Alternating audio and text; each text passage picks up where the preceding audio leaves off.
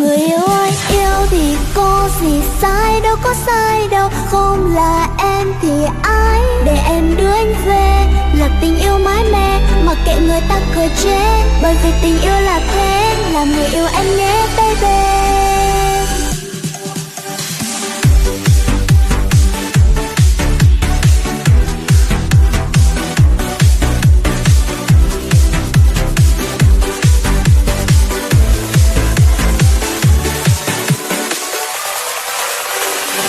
Anh là em còn em thì sao? Anh là em còn em thì ngồi ngẩn ngơ nhìn khuôn mặt ngây thơ đó anh hững hờ quá nên em mới sợ bơ vơ đợi chờ đôi mắt ngoan. Anh ngại ngùng ngó sang em thẫn thờ bơ phờ đôi mắt mờ. Em đã cô đơn thấy nên mạnh mẽ hơn vì em sợ cô đơn nơi yêu má hồng mắt cong đôi môi mỏng giật kho vì là trong trái tim anh đã có ai. Nhưng người yêu anh là sai thì em đây không cần đâu.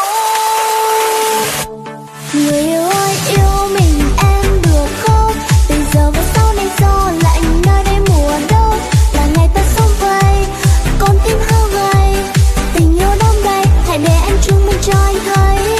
Người yêu ơi, yêu thì có gì sai đâu, có sai đâu. Không là em thì ai để em đưa anh về. Là tình yêu mãi mê mặc kệ người ta cười chê.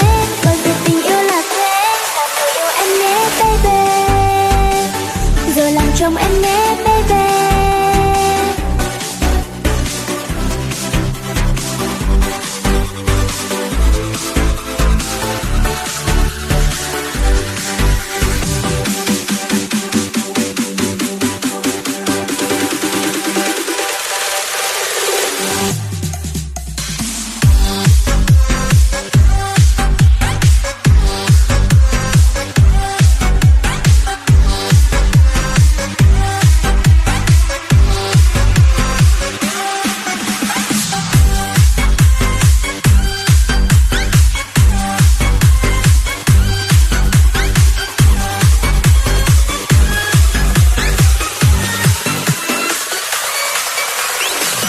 Em đã cô đôi thấy lên mạnh mẽ hơn vì em sợ cô đơn.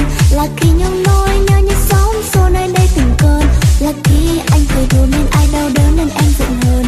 Nhưng